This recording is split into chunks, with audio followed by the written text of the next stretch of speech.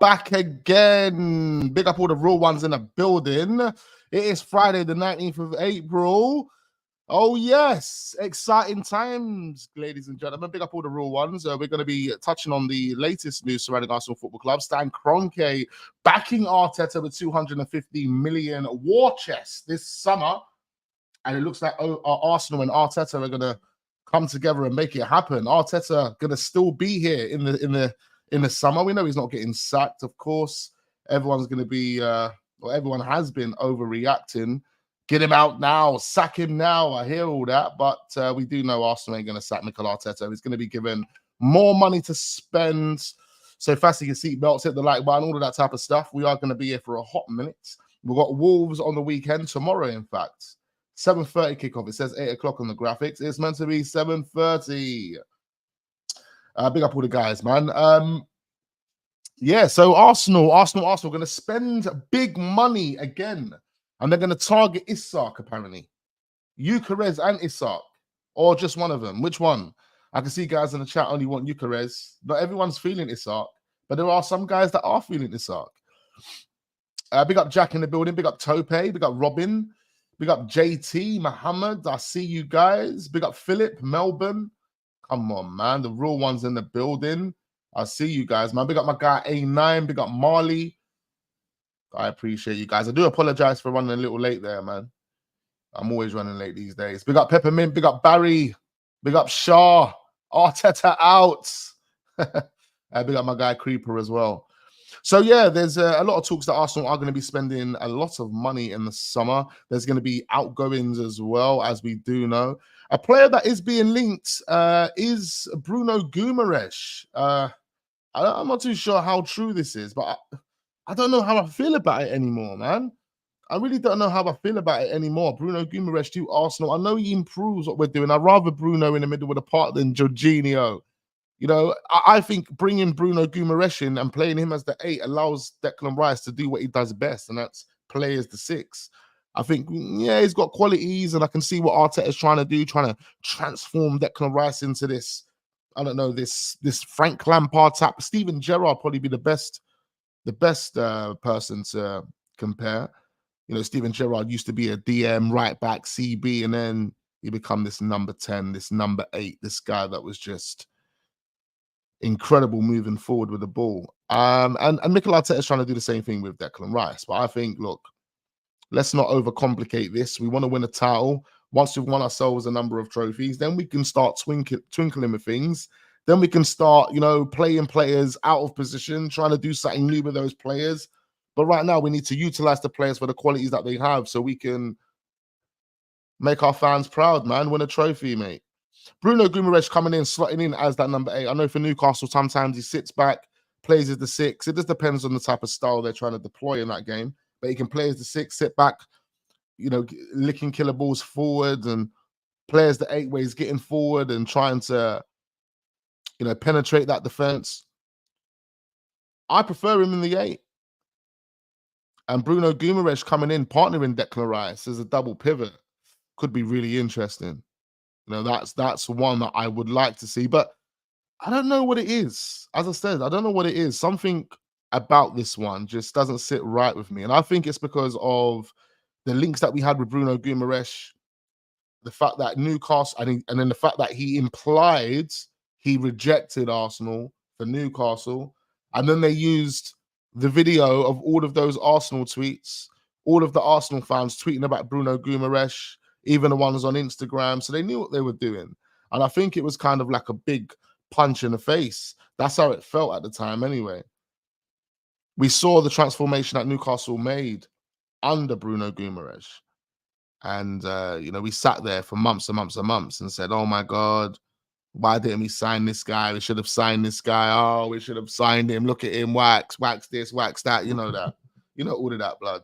And even me, like, I'm sitting there, even the other day, I said, Isak and Bruno Guimaraes, even if it's not them, those type of profiles, those two profiles is exactly what Arsenal's missing. We're missing a guy up top that can carry a ball, that can link up play, that can also be a nuisance in the 18-yard box at every given time, and also bag goals. And that's what, you know, Isak kind of offers you. And that's what he's been producing over these past couple of months for Newcastle. And then you've got Bruno Guimaraes, who can not only be aggressive and help defensively, but someone that is just magnificent in the transition. Someone that can pick out passes without... I mean, he's got eyes in the back of his head, blood, basically. This guy's vision, you know, the quality of his passes, you know, it's incredible. I mean, and that's something that we're really lacking. I mean, I know Jorginho's got a good pass on him, but he's not really risky with it, is he? He's not always taking risks. Bruno Guimaraes is ready to take risks instantly. The moment he sees a runner, bang, he will see space and force the runner into that space. I'll force you into it, blood. You see Saka and Martinelli, past couple of games, ain't been running into space, ain't been trying to... No. These dons here will force you into that space because they'll find the space for you. They'll put the ball in that area whereby you have to run in there. Bruno Guimaraes has got that type of vision. And similar to Odegaard, if you combine a Bruno Guimaraes and Odegaard and the type of patterns that they could create, moving the ball into the final third, I think that, you know, gives players like Saka, Martinelli the you know, more options. And that's what we need right now. But we also need those guys to, you know, step up. And I think bringing someone like a player like Bruno Guimaraes, that type of profile, helps those players step up. Because we just need more in the middle of the park, man. So much more. I see what Mikel Arteta is trying to do with Declan, but Declan's just not the creative guy. He's just not a creative guy like that. He can pick out a pass. He can do one or two little things here and there. But when you need to unlock a door, you need players with creative intelligence. Odegaard's got that, but other than Odegaard in our midfield, no one else has really got it. Jorginho's got it, but like I said, he's not really risky with it. Only he has been, though. He has been, but I don't know, man. We need a bit more. We need a bit more, man. But Bruno Guimaraes could be the answer. Do comment down below. Let me know what your thoughts are. How much money is this going to cost? You know, Arsenal spending 250 million. Bruno Guimaraes, Isak. How much is that going to cost? 175 million. Still leaves you with 75 million, to be quite fair. Well, let me run through some of these comments, man. Hit the like button, ladies and gentlemen. I appreciate every single one of you.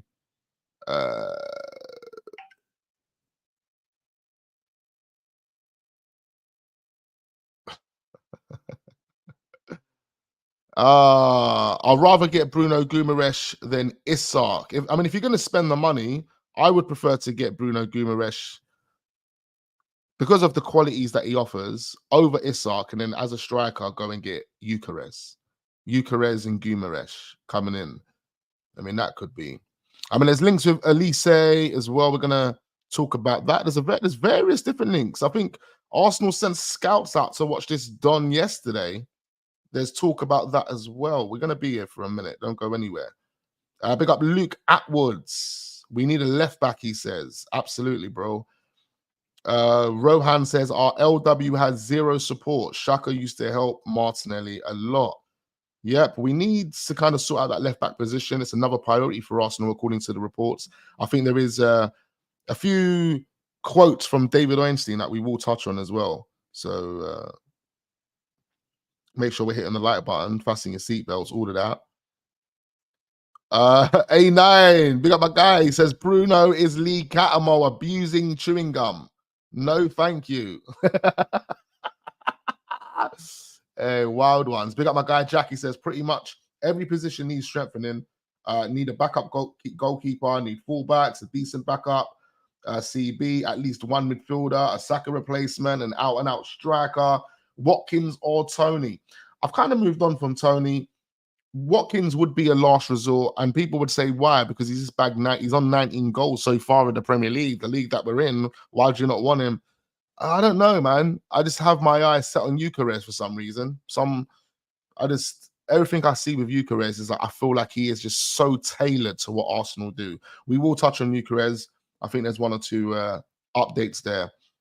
Big up Static. He says the Kroenke should spend that money to get rid of Arteta at the end of the season, even if Zartes wins the league. I want him out of Arsenal. Oh, is that Arteta? Oh my god, that was some mad typo. I still want him out at the end of the season. Yeah, look, if Mikel Arteta wins the league, I'm good, bro. I don't know about anyone else. I'm good because that's what my expectation is, to win the Premier League or, get second and win a trophy. That was what I was expecting. Second and win a trophy at a bare minimum. Win the league is the main goal.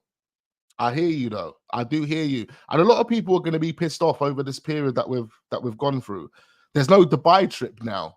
This is exactly what happened just before we went on the Dubai trip. Remember? Exactly what happened. There's no Dubai trip now. How does Mikel Arteta manage this? How does Mikel Arteta manage this? Like I said to you guys yesterday and the day before, Wolves will tell more to the story. When we go to Wolves tomorrow, it's going to tell more to the story. Wolves have got players like Matthias Cunha that's going to step up and try and make it difficult. They've got runners, yeah? They've got players in the middle of the park that will pick out passes. They will thread through those balls and make things extremely difficult for our defenders. Are we going to be up for it? Have we mentally grown since that game? Have we moved on from that game and now fully focused on what's going on at Wolves? I don't know. I really don't know yet, because we had to rely on a Dubai trip the last time. We don't have a Dubai trip right now. So I'm curious to see how Mikel Arteta is going to deal with this. Waste of time. Sack this guy. If not, next April, same convo. Big up Just Ads. And I think most people feel the same, Most people feel the same because we've seen a repeat and repeat and repeat of exactly the same. I mean, the season isn't over yet, but that capitulation moment creeps in right now, and it's rinse and repeat for the past 3-4 years with Arteta. So we can only predict the worst is going to happen, and that's not win the title. So we might as well just kind of get it over and done with now. Get the guy moved on. Let the other manager come in and have a summer of 250 million to spend.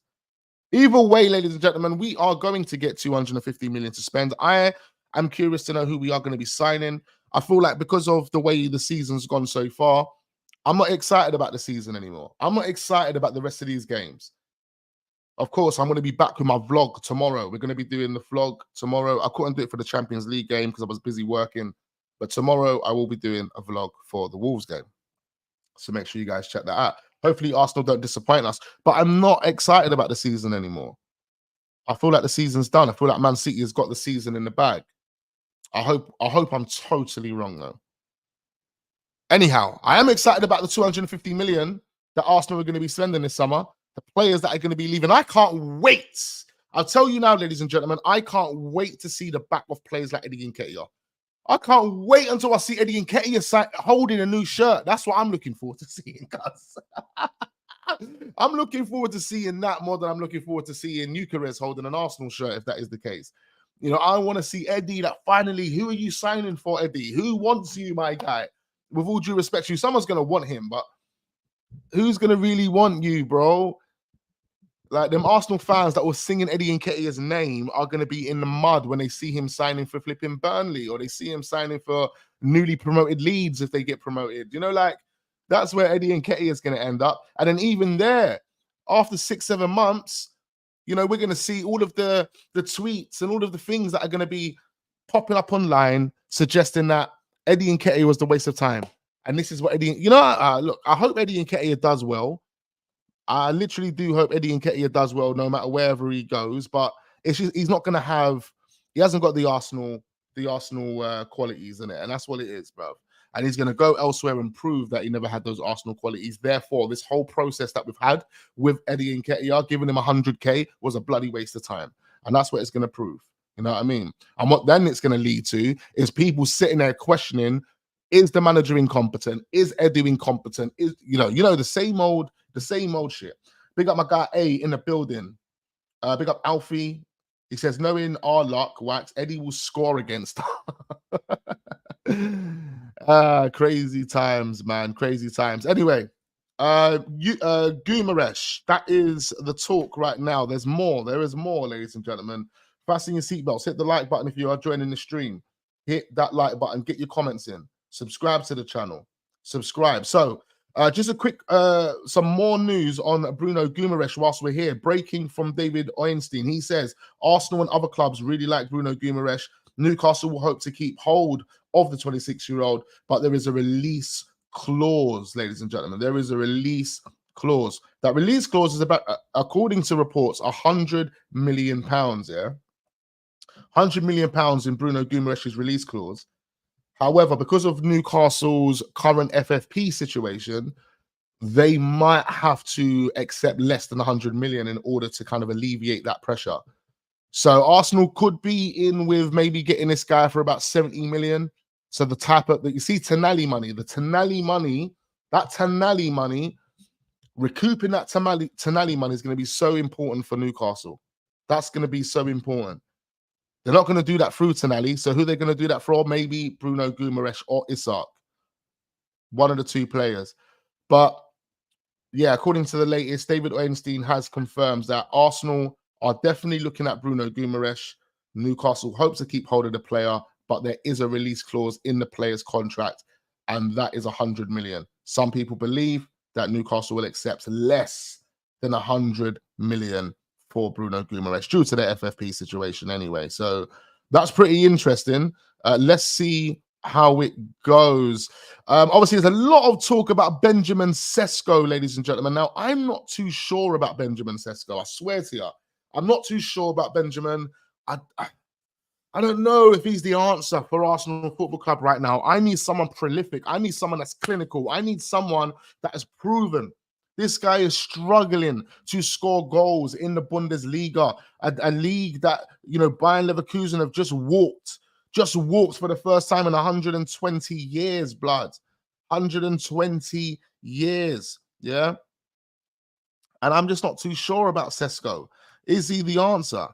How many goals does he have? He's got 9 goals this season, man. 9 goals for RB Leipzig. 9. That's embarrassing, blood. I don't want him. That's Eddie Nketiah numbers. And then we've got Sesko is too slow. He's a target man type of player. I've seen him play, not religiously, but I've seen him play. I've seen him miss chance after chance after chance, bro, in a Champions League game. I'm like, this guy ain't the answer. How can we be getting linked with this guy? The only person that we should have been getting linked with at RB Leipzig was Xavi Simons. Nobody else, bro. Nobody else. You know, when you're talking of players like Xavi Simons and you compare them to the young dons that we were talking about yesterday, no comparison. You got to put Xavi in there as well. Swear down. There's too many sick young players out there that are just world class. They're just world class already. They just need to go to a team, cement themselves, and win shit. You know, Camavinga, Tchouaméni, they've all proven that now, especially Camavinga. But Benjamin Sesko for me isn't the answer. This is more or less what we're doing with Benjamin Sesko, ladies and gentlemen, is we're more or less replacing Eddie Nketiah. That's what we're going to do with Benjamin Sesko. So we're going to have Benjamin Sesko, a fraud that couldn't do it in the Bundesliga, rotating with Kai Havertz. And then we know, because this guy's only 20 years old, Mikel Arteta is going to say to him, you're a yes man. You should be proud to be at Arsenal. Sit on the bench. Don't worry. Here's 150k. Go and look after your family, blood. Kai Havertz is the guy that's going to be starting up top. So you're telling me next season, Kai Havertz is going to be the main number 9, blood. That's what's going to happen. Mikel Arteta is going to put all his faith into Kai Havertz, and he's going to buy some dickhead, no, with all due respect to Benjamin Sesko, because he has got qualities, but he's going to buy some underwhelming player, blood. An underwhelming player that we're going to have to wait 2, 3, 4, maybe 5, never see. Talk about wait. We might never see him. You know, then when you're there, like Fabio Vieira, I've got a lot of faith in Fabio Vieira, right? Fabio Vieira is one of my guys, blood. I see the qualities in Fabio. I love playmakers. I understand them. So when I see a playmaker, I analyze them. Fabio Vieira's got the qualities. Fabio Vieira, based on what he's even produced over at Portugal and what I've seen there, this guy has got the qualities to be a proper baller. Unfortunately for Fabio, Mikel Arteta, I don't know. He's not trying to create playmakers. I don't know what he's trying to do with these guys. He's not trying to create playmakers. Yeah. So Fabio Vieira's come here. It's been 2 years. We haven't seen nothing from Fabio. He's had a few moments, but nothing whatsoever. Now, regardless of my feelings towards Fabio and how I feel about the potential that he has, I'm not willing to wait 2 years to see a guy do nothing. And that's the point I want to make here. People in the chat will say, yeah, Benjamin Sesko's got flipping talent, or Benjamin Sesko's got potential. And I believe Fabio Vieira has as well. You guys don't want to wait. I don't want to wait. And there we have it. So I don't want to see Benjamin Sesko in the same way you, man, don't want to see Fabio Vieira. Do you know them way there, bro? That's it. And I want a proven striker because I don't want to see Kai Havertz as the main number 9 next season. All right, he's done a good job as a number 9. Not look, when we say good job, you have to really, I mean, I have to say like decent, borderline good job, because it hasn't been like, you know what I mean, it hasn't been spectacular. I like what Kai Havertz has done. There was a goal that he scored when he come off the left-hand channel and he bagged it. I like that goal. That was probably his best goal he's ever scored in his life. Now, I'm joking, but probably in the Premier League. And other than that, I haven't really seen anything. So I need a proven guy that's going to work hard, that's going to make the same type of runs as Kai Havertz, but also drop deep, link up, be a part of getting Saka and Martinelli involved. Kai Havertz doesn't get anyone involved. Kai Havertz is selfish. There might be 1 or 2 little drop downs, if you're hitting it long, and he might be able to get his head on it. If he can get his head on it, he's got all that height, and he's heading it over there. The goal's here, blood. Even Jesus. I can't believe we're setting up chances for Jesus to header it. 2 games back to back where he just missed easy chances to put him in the back of the net. 1 header over there, 1 header over there. The goal is right there. Please, I don't get it. I don't get it. This is the reason why we need people in those positions that can bag those opportunities. If you want to play like that Arteta, you want to put balls in the box at the back post for players like Jesus, make sure you got someone like Gyökeres there. Make sure you got someone there that can bag those goals. That could be a reason as to why they're looking at Benjamin Sesko, but still, he's not clinical enough for me. He'll probably do the same shit that Kai Havertz and Jesus is doing at the back post and just missing those chances, blood. I don't want to see that. Again, I want someone clinical. Most of us guys in the chat, we've done our eye test. We know who we want. There's even links with Dusan Vlahovic again. Believe it or not. We're on a merry-go-round, ladies and gentlemen. Hit that like button, man. Big up all the real ones in the building. Big up all the new subscribers. If you are watching and you're not subscribed, please do subscribe. We need to get to the 20K mark. We're on the road to 20K. I think I need to put a little banner up or something so that you guys know we're on the road to 20K. Yeah, I think I'm going to do that for the next graphic. Bro, crazy. Big up Chris. He says, don't think the 250 million is there. Well, listen, it has to be there. We spent 240 million last season without Champions League or just getting into the Champions League. Now we have just got to the quarterfinals of the Champions League. Do you know how much money that's generated Arsenal? That's generated Arsenal quite a lot of money. And then you've got the player sales. And the fact that we're back in the Champions League again. You know, so there's going to be big money spent. According to the reports, it's about 200 plus million. They're probably also going to factor in the sales of players. Don't worry, we're going to get there, ladies and gentlemen. Fasten your seatbelts. Don't go anywhere. We are going to talk about the 200 million. We're running through the players. We're running through the players that are being linked. Then we're going to talk about the 200 million. I was actually going to talk about some Man United news in this stream, but forget it. We're not doing Man United. Any Man United fans in there, you better be... you better just still fasten your seatbelts. Don't go anywhere, bloods. We got all the real ones, though. Come on, man. Havertz is doing what we was made to do with Alexis. No striker, so we change him. But because of good games, we think it's problem solved. Big up, Luke. Listen, it's just a couple of goals, man. It's nothing spectacular with Havertz. It's just a couple of goals, blood. You know, I need to see things in game that make me be like, oh my God, did you, Kai, yes. You know, like you ain't doing nothing on the pitch. All you're making me do is scream like, come on, Kai, yes, Kai, oh my God, Kai, yeah, Kai. And then you don't do anything. I'm like, bro, I'm like, what's going on here, blood? What's going on? All we see Kai do is have one-on-ones and miss them. That's what he has. He has one-on-ones, he misses them. He makes great runs. And I think sometimes if he was a bit more sharp, if Kai Havertz was a bit more sharp with the way he could just get a ball under control and just release the ball quicker, if he was a bit more sharp in doing that, I think some of the runs that he makes and some of the balls that he has collected this season in the 18-yard box, whereby all he needs is a one little pass or a shot, if he was a bit more sharper, he would have bagged, or he would have created something that someone else would have bagged. But Kai Havertz is a bit slow. I don't know, man. I think maybe he's a bit slow. He's autistic or something. I don't know. But I feel like when he makes great runs. He has loads of space, loads of time, but he just can't get the ball under control quick enough. He just can't do it. He can't do it. And then he doesn't see other space and other players. I don't know, man.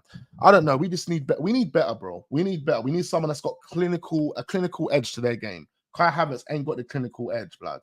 He doesn't have the clinical edge. If you're playing Luton, if you need to rest your main striker and you're going up against Luton, and you don't necessarily need to risk, I don't know, Gyökeres or Vlahovic, whoever it is, then yeah, you bring on Havertz, play him as the number 9. We're only playing Luton. We're playing Sheffield United. Yeah, Havertz, you can start. But when you're going up against Man City in these teams, Kai Havertz is just giving you 10 men, blood. He's giving you 10 men. Unless he pops up in a moment and gives you a little goal, throughout the whole 90 minutes, he's giving you 10 men. So, yeah, bro, I think we need to really improve in that number 9 area and not be relying on Kai Havertz. So I think looking at Benjamin Sesko, the whole point we've been making here, the whole waffle session that we're having here, is based on the fact that we're looking at replacing Eddie Nketiah with Benjamin Sesko so Kai Havertz can be the main number 9 next season. That's what's happening, blood. I'm telling you that's what's going to happen. I'm telling you, we're not going to sign a big number 9.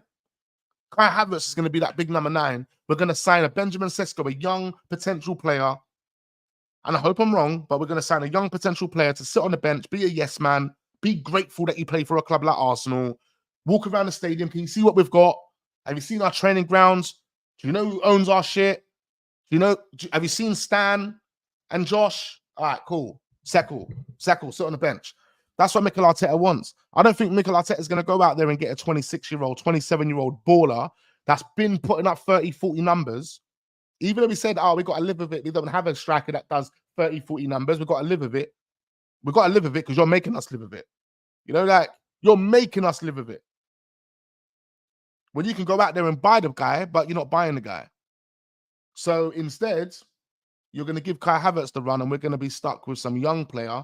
And we have to hope that this young player's potential comes to fruition under this manager. You know? And I don't think many people are going to have that much faith. You know?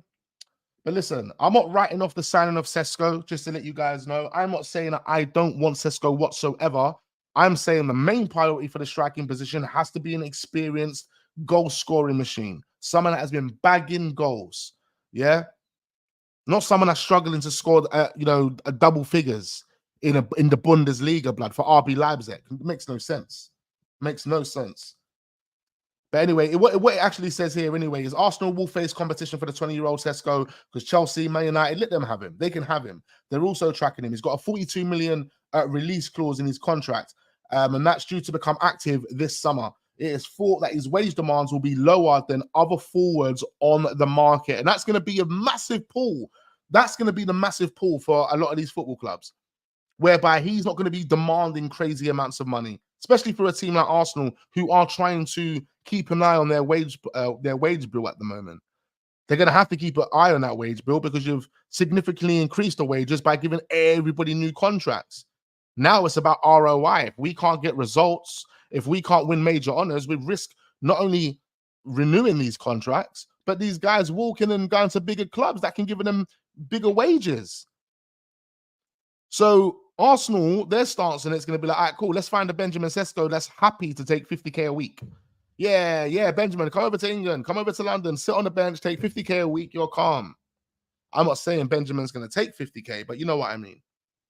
It's crazy, blood. It's crazy. So, yeah, this guy is going to be hot property for a lot of teams because the wage, he fits in with a lot of the wage structures of these teams right now. So let's see, man. Let's see what happens with Benjamin Sesko. But there's so much more to talk about. Make sure we hit the like button, do subscribe.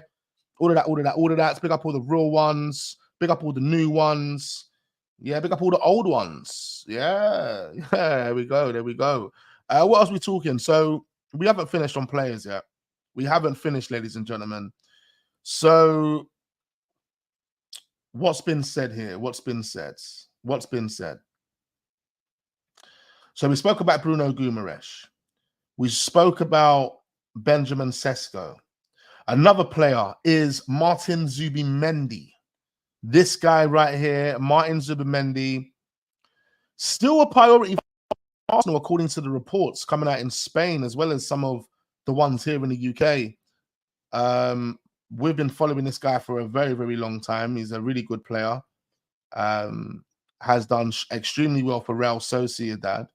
He has rejected us twice in the past. One of the reasons why he rejected us is because he wanted to join Barcelona. And then the second time he rejected us is because he wanted to stay in Spain. So I'm not too sure what the situation is going to be now. I think Arsenal have come to the conclusion that Martin Zubimendi isn't the answer for them, because this could be like a Lucas Torreira. Remember when Lucas Torreira came and then eventually he was crying and he was, I was homesick. I want to go home. Please, I want to go home. This is what this is going to be with this fraud. Yeah. And I think Mikel Arteta knows it. He's kind of preempting it. So instead of pulling the trigger on the release clause, because he's got a release clause in his contract, we're probably just going to move on to another centre midfielder. Could be Bruno Guimaraes, could be somebody else. I don't think it's going to be Amadou Onana, though. A lot of people think Amadou Onana is going to be joining Arsenal Football Club. I don't think it's going to be Amadou Onana. I think it's going to be someone else.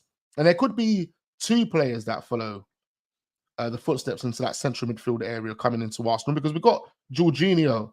There's talks to suggest that Arsenal ain't going to be extending the contract of Jorginho. So if they're not going to be extending the contract with Jorginho, that means we're going to have to bring in a centre midfielder to replace Jorginho. Then you've got Thomas Partey. Thomas Partey is done at Arsenal Football Club. I'm seeing people arguing online about Thomas Partey. This reminds me of like the Mesut Ozil times, when we all had to come to a realization that Ozil was done at Arsenal. He was done. And there was no way back for him, no matter how much we felt. Even me personally, Mesut Ozil, one of my best ever favourite players of all time in football, right? You know, like, no matter how much you wanted him to play, you knew it was done, and you just had to get to grips with it, innit? People are still feeling that way about Thomas Partey now, and I don't even think Thomas Partey ever had the same impact on Arsenal that Mesut Ozil had. Nowhere near. Thomas Partey, if anything, if Thomas Partey gets sold, which is likely to happen, Thomas Partey has to go down as a fraud. Fraud? Yeah, he has to go down as a failure. That's what I was saying. Fraud just comes to mind. Fraud gang. But Thomas Partey has to go down as a failure. He has to go down as a failure. You know, he hasn't really done anything for Arsenal Football Club. You know, when you think about Thomas Partey's career at Arsenal, what comes to mind? What do you remember? What do you actually remember from Thomas Partey? He's a part of the Hall of Fraudulence. Exactly. That would be the perfect place to put Thomas Partey. There's so many people that could fit into that boat. You got to think as well, all the players that Mikel Arteta has signed thus far, they are all more or less failures until they win something at Arsenal. We can say that the projects and the progression made has been significant in comparison to where Mikel Arteta took us, 8th. We have made significant progression. But we now need that trophy. That trophy's there's nothing more. You know, there's the only next step is a trophy, a major honor, big Premier League, big Champions League. So when you think about what's happened in that space of time, these players, you know, which one of them are really successful? Which one of them are really successful? I don't know. I can't think they are at this moment in time until they get over the line. They've got to get over the line. They've got to win the Premier League. They've got to win the Champions League. You know, even an FA Cup, even winning the FA Cup now kind of puts you on borderline successful. You have to win a major. You have to, bloods. That's how it's got to work, man. That's how it's got to work. You can't be like, because people ain't calling players legends off the back of winning an FA Cup. Otherwise, you can't tell me that Mesut Ozil ain't a legend. The fans out there. Another thing that I want to say. Remember, I don't count the Community Shield as a trophy. The Community Shield for me is just a friendly game. It's just a friendly. It's a warmer, curtain raiser, whatever you want to call it. That's what the Community Shield is.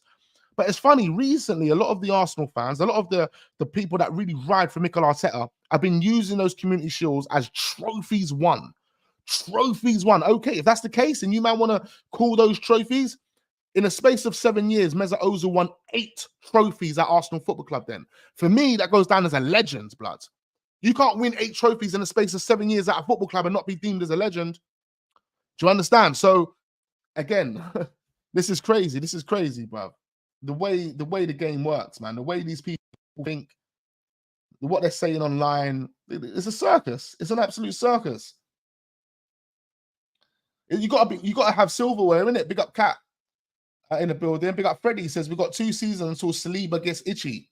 Exactly. He's gonna want to go to a PSG, a Real Madrid. We've got to be careful, man. We've got to handle this right. The project is at the end now. This is the moment where silverware has to be delivered. You know, you might be able, as a player, I'm looking from a player's perspective that's in a part of this project right now. As a player, you might be able to make an exception and give this 1 more season. But I think if by next season, if Mikel Arteta can't deliver a Premier League or a Champions League, that, you know, players are leaving, bro. Players are leaving. Man says, what trophies did Ozil win? Ozil won 4 FA Cups and 4 Community Shields, bro. The season we signed Ozil, bro, we ended our 8-year trophy drought. Go and do your history, blood. Go and do your history. The season we ended our trophy drought, 8-year trophy drought, was the season we signed Mesut Ozil, blood. Yeah, return on investment instantly, blood. Instantly. Then the following season, what did we do again? Oh, yeah, we won another FA Cup. So back-to-back seasons after signing Mesut Ozil, we won an FA Cup. 2 FA Cups.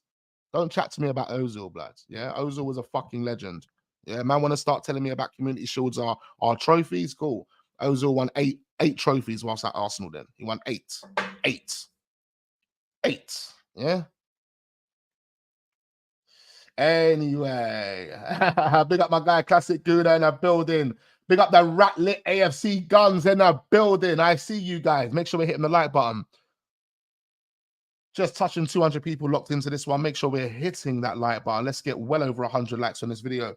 So much more to actually run through. Moving on from Martin Zubimendi. I mean, I don't think Arsenal are really going to be pushing for this one, but we'll see what happens. Arsenal had long held an interest in signing Ivan Toney, but sources within the club have reportedly or repeatedly said they are now looking at other options. So Ivan Toney is not on the cards for Arsenal Football Club. I told you. Sources outside Arsenal have told ESPN that among the players under consideration is the striker Viktor Gyokeres, my baller. Yes, my baller Viktor Gyokeres. That is the guy that we need to talk about right now, ladies and gentlemen. Hit the like button. Viktor Gyokeres is currently on mad smoke. And we need him at Arsenal, 25 years old. He's literally just reaching that age whereby he's peaking. He's getting to that age where he's just going to be bagging. As long as he goes to a team that are always in contention, always challenging, playing good football, got creative players putting balls on plates, Gyökeres is always going to bag. This is a guy that can never go ghost, blood. This is a guy that will never go ghost. The only time he's going ghost is when you're just, I don't know, your strategy is to park the bus. I don't know. Even then he bags. Balls over the top. Give him the ball 2 feet, wide channel. Bro, everywhere on the pitch, this guy is cooking. He can play on the left. He can play on the right. He can play down the middle. He can, like, obviously, you say he can play as an 8. He doesn't. He definitely won't play as an 8, and I wouldn't ever try and do that. But he's got the technical qualities whereby he can drop in an 8 if he wanted to and quickly link up and still have the physicality to get into the final third and bag. Gyökeres is, trust me, he is the full package, the tailor-made product for this football club. If Arsenal really want a striker that is going to bag and that's going to complement Martinelli, that's going to complement Saka, that's going to complement Odegaard out of all of those players, you have to go and get yourself a Gyökeres, yeah? As well as getting yourself a central midfielder that's got creative intelligence that can help Odegaard unlock doors, especially against low blocks. You need a Gyökeres because his movement is crazy. Trust me, he's just a complete striker. A complete striker, man. I'm telling you, I've done enough eye test on this player. I've done enough research on this player to understand what type of player he is, to tell you guys now that Gyökeres is the answer. He is the guy that will come and bag. I don't care if he's playing in the Portuguese league right now.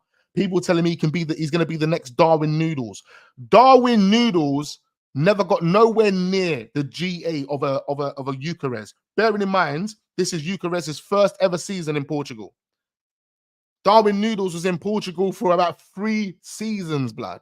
3 seasons. And it was only his last season whereby he had, a magnificent GA.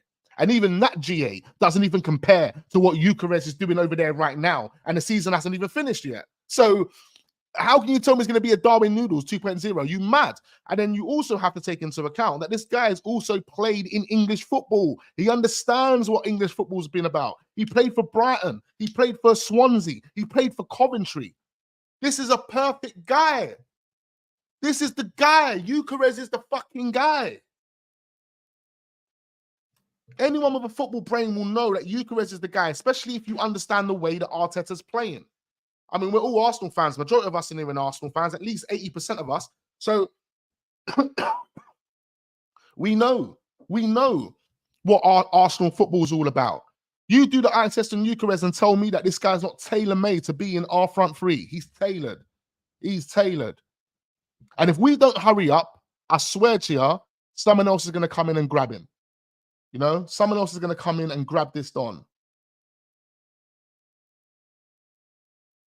Wax with the Ozil hammer. You love to destroy the Ozil hate. Come on, bro. Don't hate on Ozil, man. He's such a cool guy.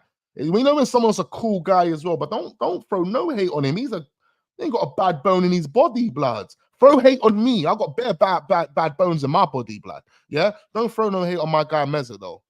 Clean-hearted Don, fam. Clean-hearted Don. You know them way there. And he's a proper baller. When you talk about elite, I put Mesut Ozil in the elite category, blood. So, yeah, it is what it is. But Gyökeres will flop, just another teenager. Bro, he's 25. What are you talking about? He ain't a teenager, blood. Isak is better than Gyökeres. I don't agree with that. How is man a teenager? I know, that's what I'm saying. Does man not even know what's going on in here? Gyökeres will get a lot out of Odegaard, especially his play, and Ben White's assignments will develop more. Exactly. Big up Aaron. He gets it. He gets it.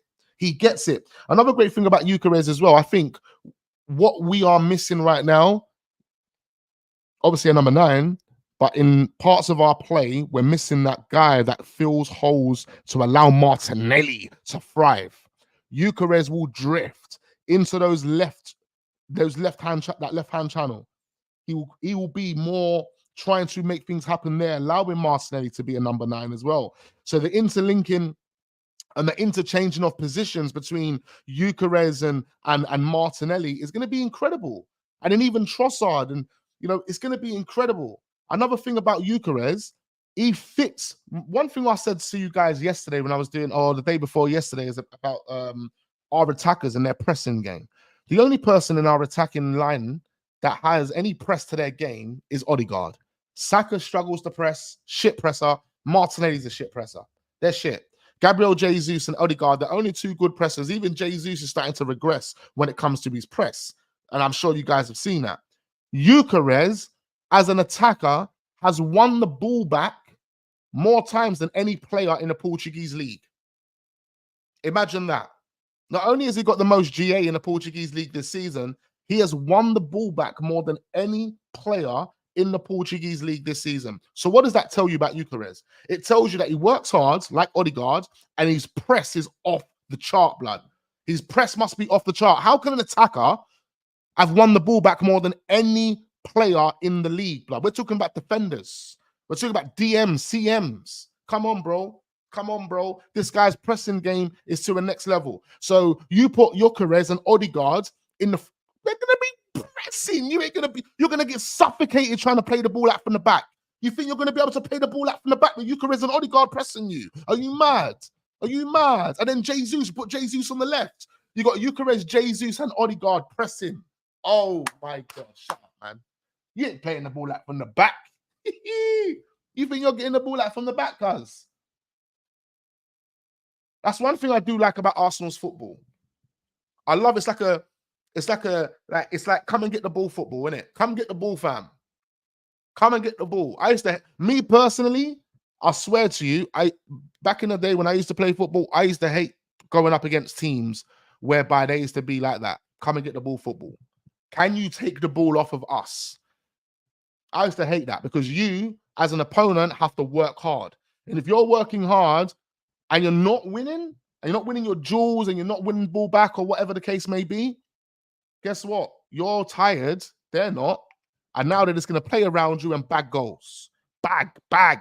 And every time you do get the ball, their pressing game usually shuts you down. That's what I like about Arsenal's football. I like those two aspects of the style and the tactics that Mikel Arteta deploys. There are things that I don't like, but there are two things that I do like. And I think with a Gyökeres in this team, with an Odegaard and those type of players, oh man, our pressing game goes to a next level. It goes to a next level, fam.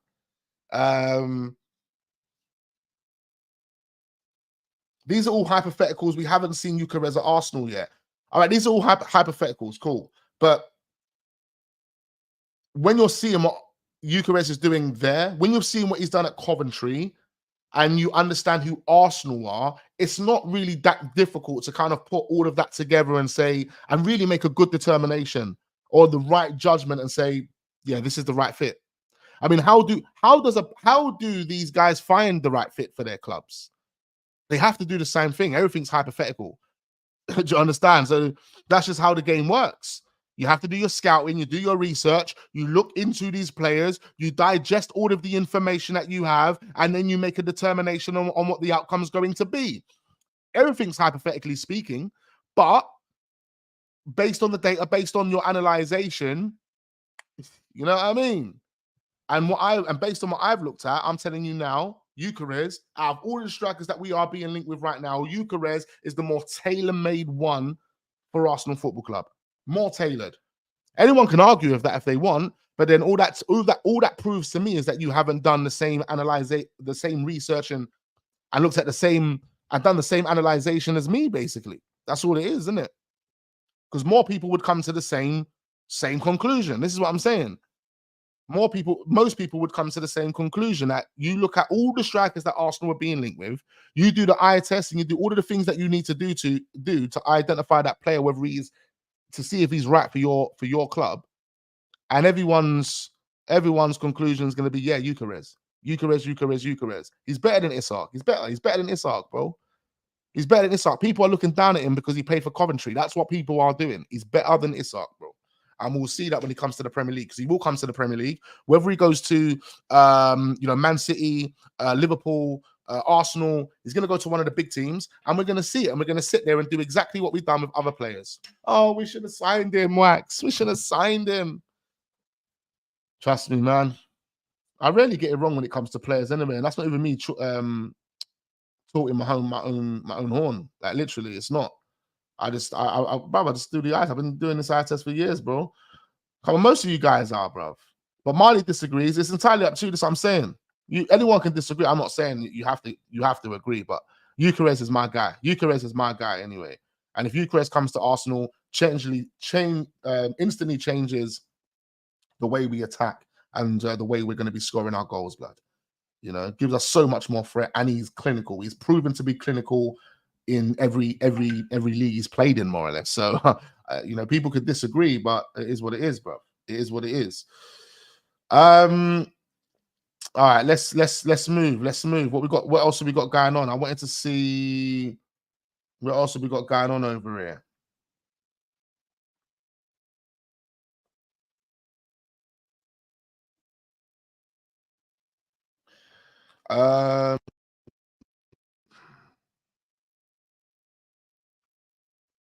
So kind of moving, still staying on the same topic here. Arsenal are prepared to spend significant funds on a striker, a left back, and a midfielder this summer, according to Sammy Mockbell. Among the names being closely followed are Isak, Ollie Watkins, Viktor Gyokeres, and Benjamin Sesko. Now, we're not seeing any other names. So what this is making me feel like is that one of the strikers that Arsenal will sign has to be one of these players.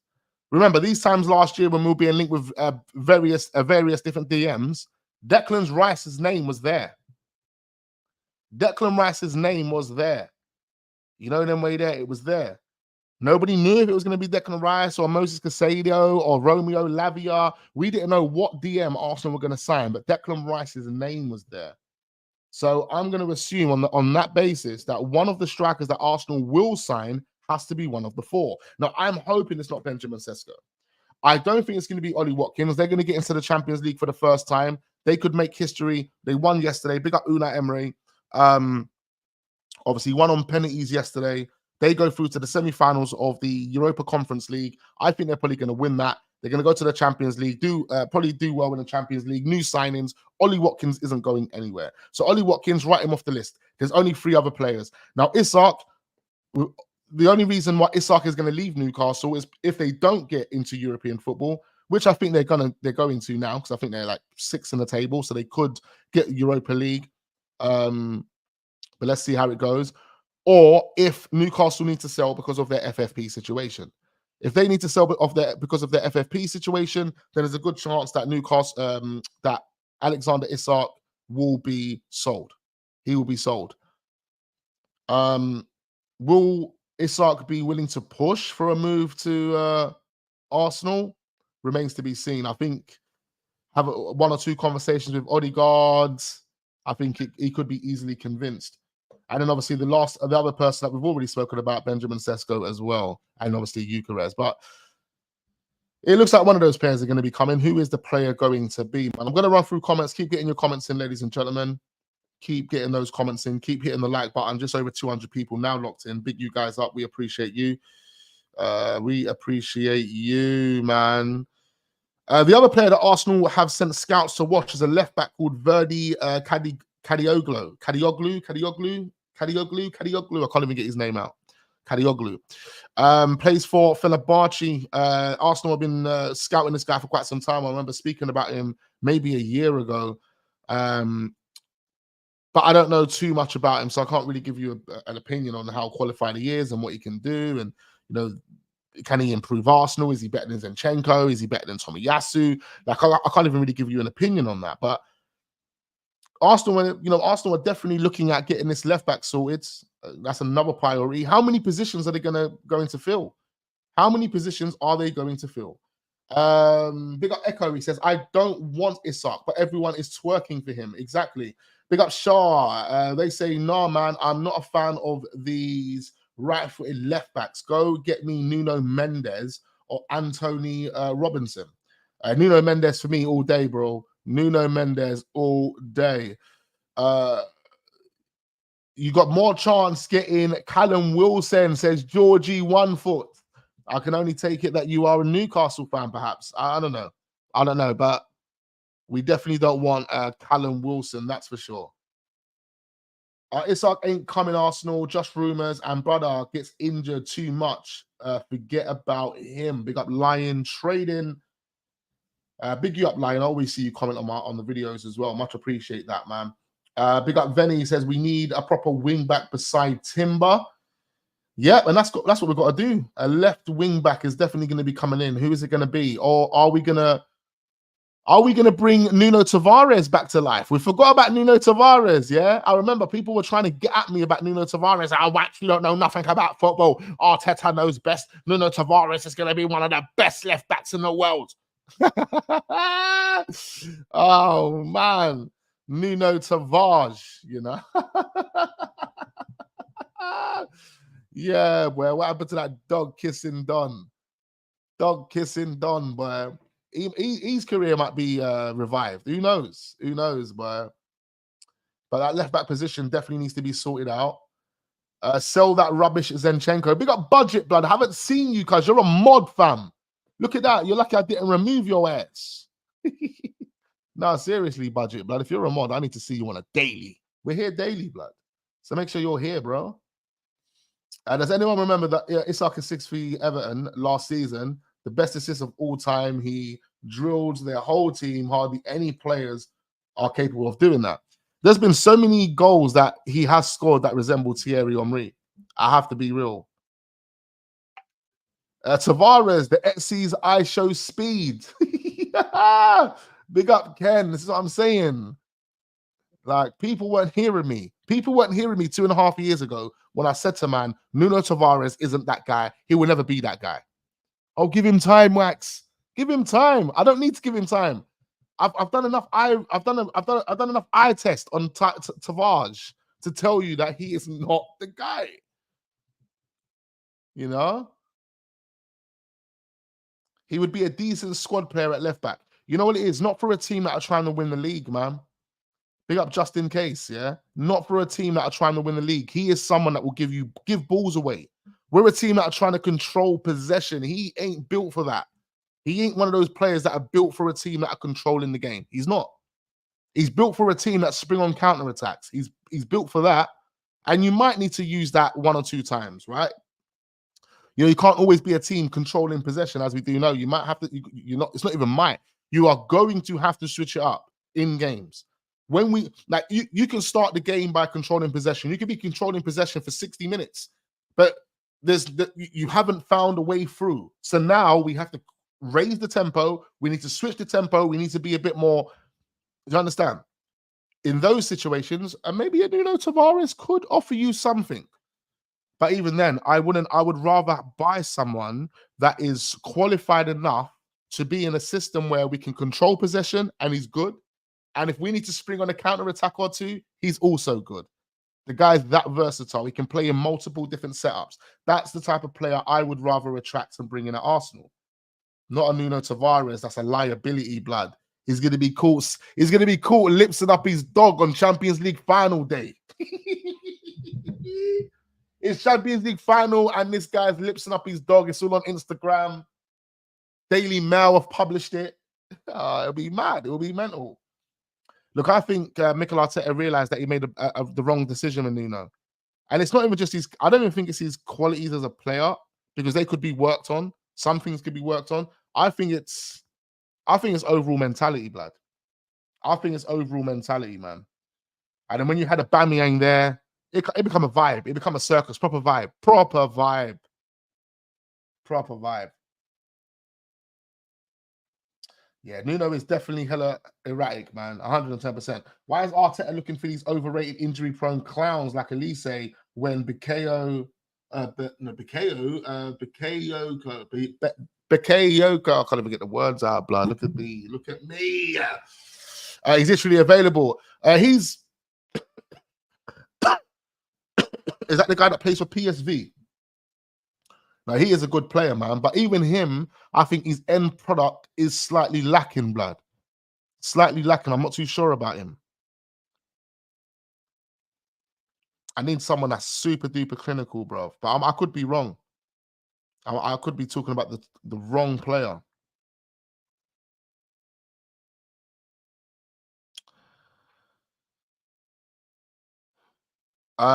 Just to quickly touch on Gyökeres as well. I wanted to actually read this whilst we was talking about Gyökeres.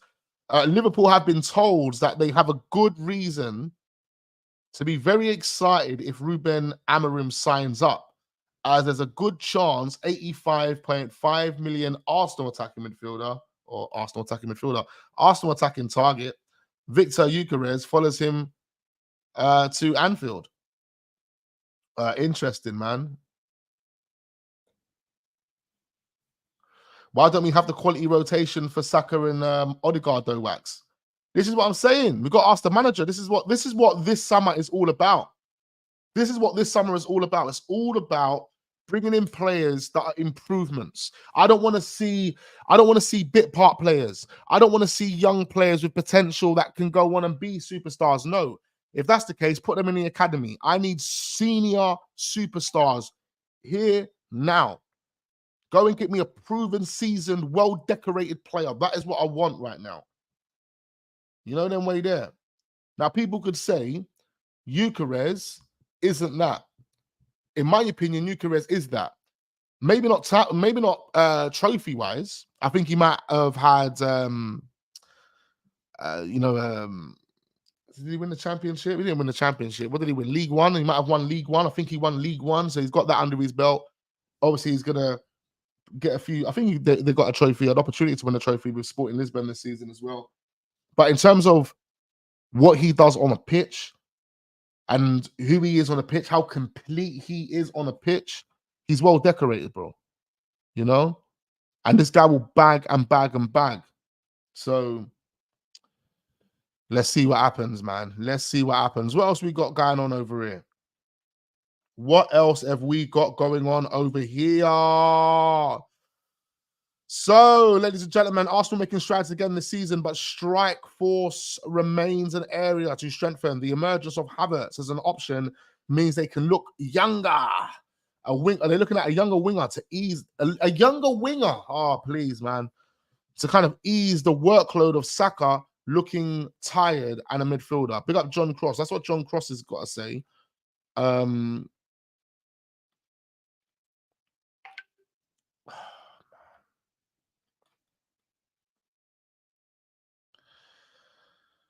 Arsenal have been tracking Viktor Gyokeres, Benjamin Sesko, and our long-term admirers of Alexander Isak, but Newcastle are unlikely to sell. Pedro Neto is a top of their list. Pedro Neto, another one that is still being linked with a move to Arsenal, ladies and gentlemen. Doesn't make any sense to me. The guy is super injury prone. He's a good player, but he's injury prone. There is no point trying to get this one done. But John Cross believes that he is on the list. He's at the top of the list of potential wide players, but they have to also they've also scouted Nico Williams, another one that Arsenal have been looking at. Nico Williams, who probably would be the preferable player for me. Injury records decent, great player, improved significantly over the past couple of years. On the ball, dribbling ability, all of that is so on point. And one thing I was questioning him about maybe 2 years ago was his end product. Games that I was watching him play, he wasn't really providing great end product. Had all the qualities to take on his man, beat his man, great ball control, great techers, skill, all of that. But he just wasn't providing end product. Now he's improved. So Nico Williams definitely in with a shout, and he could be a player that Arsenal are going to be targeting for the wide positions instead of a Pedro Neto. Pedro Neto doesn't make any sense to me. I don't want Pedro Neto. Again, another report, this one published by Sammy Mockbell, is kind of saying Pedro Neto as well if Reece Nelson is sold.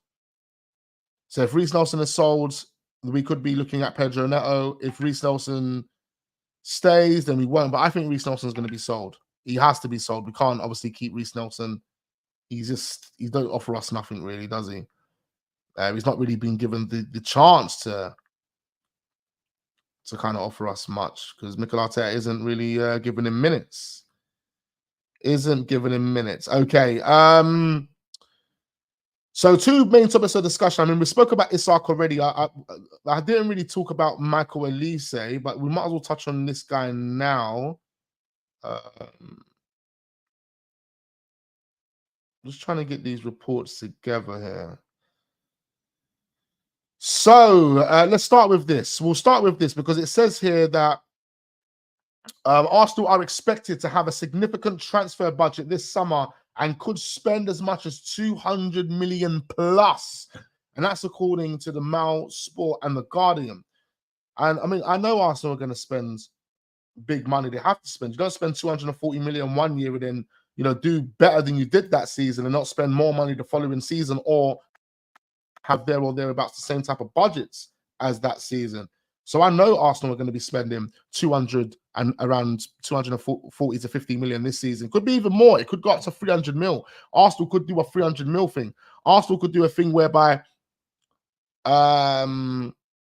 they spread the cost on a couple of deals. It allows them to spend a bit more and they do 300 mil altogether. Do you know what I mean? I don't know. Arsenal got to do better than they did last season. So 240 last season, or 235, 240, around that mark. So I'm expecting something there or thereabouts. The Kroenke Sport and Entertainment, KSC, recognizes that Mikel Arteta's squad needs significant strengthening to help them take the next step. So on that basis, we can say that they're not sacking Arteta anytime soon. They are still backing Arteta. They are going to give Arteta the money that he needs to go and get himself a striker and any other position that he wants to get. It says Edu is expected to be given a similar budget to last year's by the non-executive director, Josh Kroenke. So a similar budget is 240 million. Plus we've got player sales. Again, we could be spending 300 million pounds this summer, ladies and gentlemen. That is exactly what we want to be spending. That's exactly what we want to be spending. And we can get a good amount of players for that.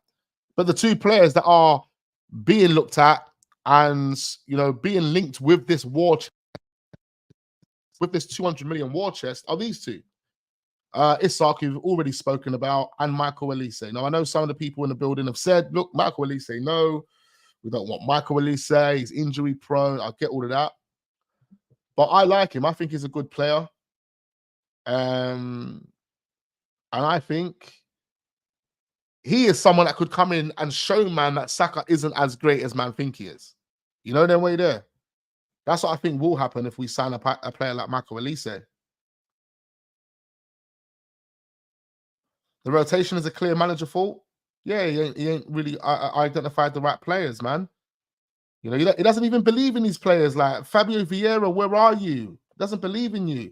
You might as well go back to Portugal, man. Big up H. He says Arteta's talent ID is too questionable. More misses than hits. 110%. But, you know, fans will argue and say, oh, but that happens to all managers. Not more misses than hits, but they definitely have more hits than misses. Why does Arteta never use his academy? Surely we have a natural left back we could promote to the team. Exactly. Exactly, man. We sold Lino Sosa to Aston Villa in the summer or in January, whenever that was. It feels like it was the other day, blood. But you can tell Arteta is a safety first manager, given how much he has spent on defenders compared to attackers. His ideal plan is full control. Don't concede. Oh shit, it's gone. It's gone.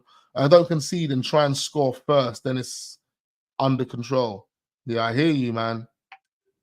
Big up Christopher. He says, if Ramsdale leaves, we then need a backup goalkeeper too. This is what I'm saying. We need so many players, and I'm hoping that these dons have figured themselves out. Because if they haven't figured it out, ladies and gentlemen, we're going to go into this summer window and we're going to be doing some dickhead maneuvers. We're going to be making some dickhead moves, man. We're going to end up being desperate, panic buying, and things like that. And I don't want to see or go through that, man. These deals that Arsenal are lining up need to already be lined up. If we're signing Gyökeres should already know by the 19th of April that him and Arsenal are making something happen. There should be no other, Liverpool could be in the race, Chelsea could be in the race. No, there should be none of that. If Arsenal want to get Gyökeres done, that deal should be almost done already. The next step for Arsenal, just remember, yesterday, Friday the 18th of April, Manchester City reports confirmed that Man City had reached an agreement with Haaland. That was 18th of April. Remember that. So if Man City are agreeing deals on the 18th of April with Haaland, then what do you think? Because they really wanted him. What do you think what do you think other teams are doing right now with players, blood? Those big marquee signings that you want to reveal before July, what do you think them man are doing right now in April? Because bear in mind, we've only got May, June, July. It's only 2 months left. 2 months were there. And if Mikel Arteta wants all these players before July the 1st, then that puts more pressure on Edu and Richard Garlick to go and get the deals done now.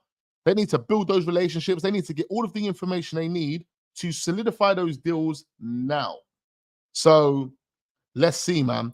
But here we have reports with Arsenal, Gyökeres. I've got his name stuck in my head, blood. Arsenal are eyeing moves for Alexander Isak and Michael Olise as they search for striker and a winger. Now, look, I think there's better players out there than both of these players. Would I be disappointed with these two players? I won't be disappointed, but I will slightly be disappointed if we don't bring in improvements, because I wouldn't say these are improvements on what we already have. I think these are players that are more or less on par with what we already have. Do you know what I mean? I think, yeah, Isak gives you more than what any of our current strikers do. So you could say Isak is a slight improvement on what we have. But does it really excite me? Does it really? No. So I think there are better players out there that will offer you more GA, offer you more on the pitch than both of these players. But these are the two that Arsenal are looking at this moment in time. These are the two that these fraudulent publications are telling us about.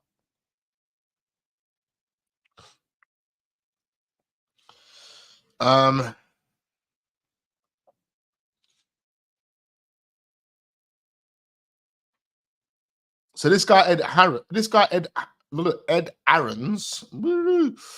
Yeah, this guy Ed Aarons. He's basically saying, if we switch over here, it's understood that Alexander Isak is one of Arsenal's primary targets this summer. He could cost about 100 million and was heavily scouted by the club before he's moved to Newcastle in 2022. Juventus, Dusan Vlahovic could be another alternative. That's what this guy Ed Aarons is saying. So, yeah, can't take it as gospel. Don't even know who Ed is. But Arsenal are trying to make something happen. I just hope that they are making it happen right now as we speak. These fans will never accept a new right winger. Listen, everyone's been programmed to back Saka and Saka only. See the Saka's been PR'd, bro. I tell you, see the Saka, that's manufactured, bro. It's been manufactured. You see Verts and them, man. They're not manufactured. Jude Bellingham's not manufactured, blood.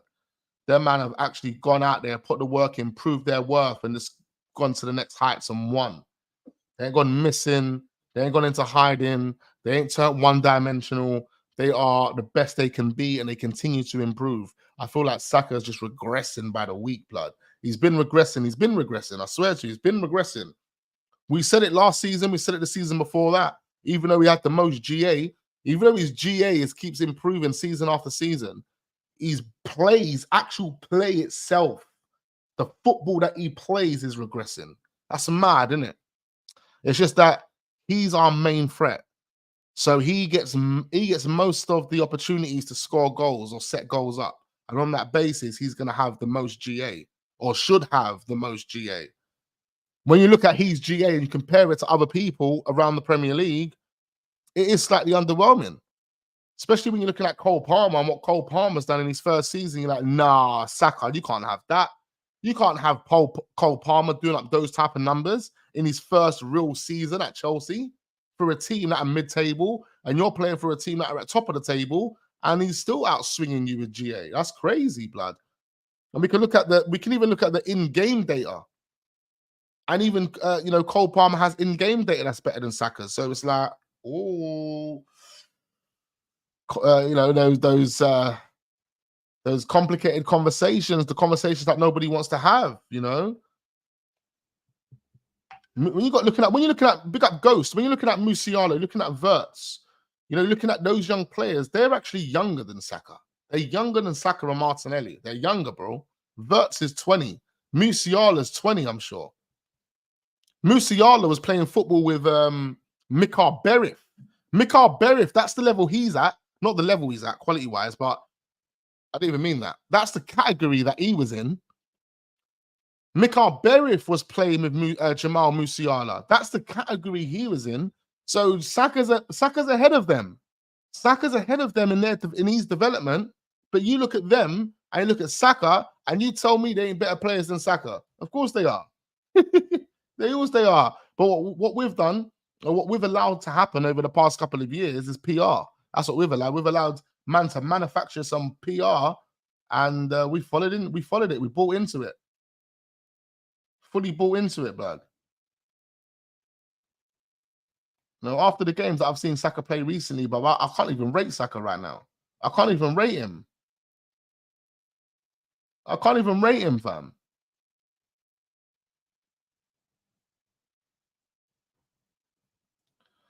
So many comments I've missed, man. I do apologize. So many comments, man. Big up all the people there in the building. So many people in the building. We appreciate you guys. We need George Graham back. I don't even think George Graham can walk, blood. Saka's knackered. That's what I'm saying. Musiala's 20. Xavi Simons, 20. You go and look at the guys, all 20 years old. They're all better than Saka, bro. Saka's been overhyped, man. And I love Saka. Don't get it twisted. That's my baller. That's my player. I'm not even trying to throw Saka under the bus. I'm just trying to be real with it. I'm trying to be real with it.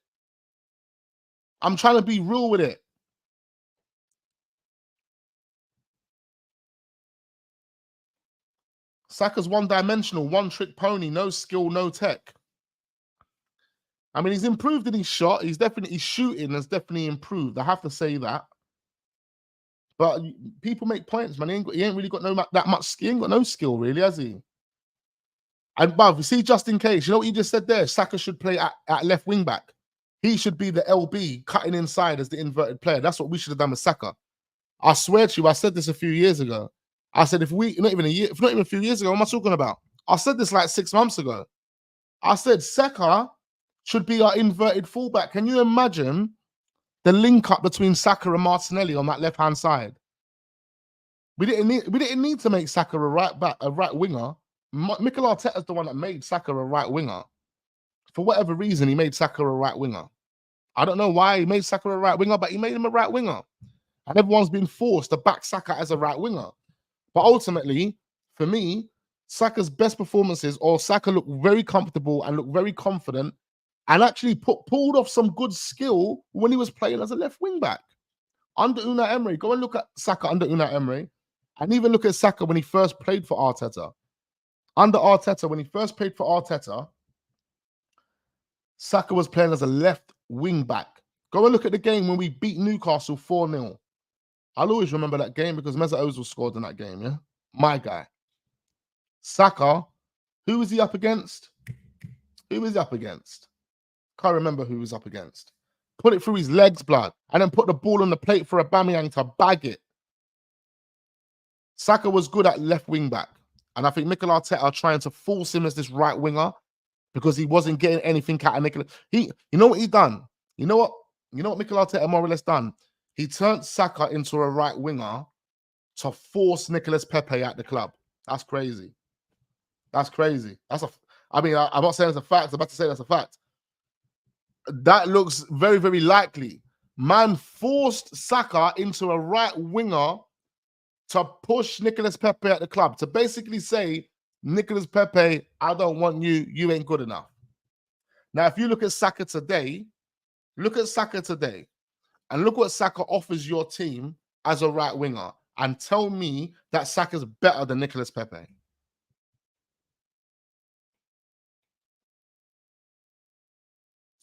Did Emery play Saka as a fullback or a wing back? He played him as a fullback, innit? He played him as a fullback. He didn't play him in the back four. He didn't play him in the back four. He played him in the back five. We had three at the back with Saka playing the left wing back role. So he was still doing a defensive job, but he still had a bit of freedom to get forward. But he might have played him as a fullback as well. I can't remember, man. I remember him playing as a left wing back. I remember him playing as a left wing back, and he looked comfortable doing it because that's what he was used to doing. Mikel Arteta was the one that's taken Saka out of his comfort zone, played him as a right winger, and he is what he is today based on what Mikel Arteta has developed him into. Now, people could say, oh, but look at his GA wax. All right, cool. There's context for that. If you had Nicolas Pepe and you played Nicolas Pepe as your main man, like Nicolas Pepe is your main threat, all balls go through Nicolas Pepe, which means Nicolas Pepe's got the most opportunity to score the goals. Nicolas Pepe probably would have had better GA than Saka. Steven says Saka is better than Nicolas Pepe. Well, how do you make that? How do you make that valid? If you look at both players, are you telling me that Saka is a better penalty taker than Nicolas Pepe? I wouldn't say so. Does Saka have a better shot than Nicolas Pepe? I wouldn't say so. Is Saka a better dribbler than Nicolas Pepe? I wouldn't say so. Saka is not a better dribbler than Nicolas Pepe. Saka doesn't do better set pieces than Nicolas Pepe. Nicolas Pepe has better set pieces than Saka. Saka can't even get it past the first post, blood. Pepe was better at set pieces than Saka, better free kick taker than Saka, better at shooting than Saka, better dribbling than Saka, more direct than Saka. Would I say more direct? He could be more direct than Saka.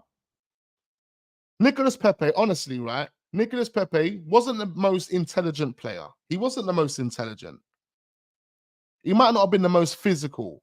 Maybe Saka beats him by having better balance on the ball. Saka might have better balance on the ball than Pepe. But other than that, I can't really look at Saka's game and say, yeah, Saka's got X, Y, and Z that Pepe didn't have. I can't really say that. Saka might be a bit more composed than Pepe. But other than that, I can't like. Pepe had better shot, better first touch. I mean, their touches are more or less the same. I couldn't even say they had a better first touch. Their touches are more or less the same. There's nothing spectacular about their touch. Nothing whatsoever. Saka isn't doing nothing with the ball at his feet that Pepe couldn't do. So, I don't know, man. Pepe put VVD in the biggest dank of England. This is what I'm saying. We've seen Pepe turn up, bro. Like, put real tech on the table. Like, he has shown real tech in games. Do you know what I mean? It's just that I think with Pepe, I think it was just, I think a lot of it was down to him not being very decisive. So he always being indecisive, maybe thinking too much about what he wanted to do. But maybe that thinking too much about what he wanted to do was coming from the instructions that Mikel Arteta was giving him. Because we see it now, like we've seen it now, we're picking it out now. That Martinelli blood is not doing well. Saka hasn't been doing well. Why are they not doing well? They're going through patches that Aubameyang and Nicolas Pepe both went through with the same manager. Now, Saka's isn't Saka's hasn't been consistent, but Saka's overall performances have been underwhelming. We have to be real. His GA haven't really dropped. There's still been consistency there. But Martinelli vanished. He's not really the same player. He hasn't been the same Don. Like, so maybe it's the instructions that Mikel Arteta was giving Nicolas Pepe that took away from Nicolas Pepe's overall game. So it made Nicolas Pepe even look more worse than what Nicolas Pepe actually was. Do you get it? Because me personally, Nicolas Pepe looked better under Unai Emery. Under Unai Emery, the way Leon Bailey plays, you see the way Leon Bailey plays for Aston Villa? Nicolas Pepe looked more like that for Arsenal, blood. Let's be real. How Leon Bailey has been cooking for Aston Villa this season, the runs, the way he dribbles, when he cuts inside, when he springs on the counter-attacks, everything that Leon Bailey does for Aston Villa this season is exactly what Nicolas Pepe was doing at Arsenal, blood. Under Unai Emery. Martinelli is a striker playing as a left winger. We ain't buying Vlahovic.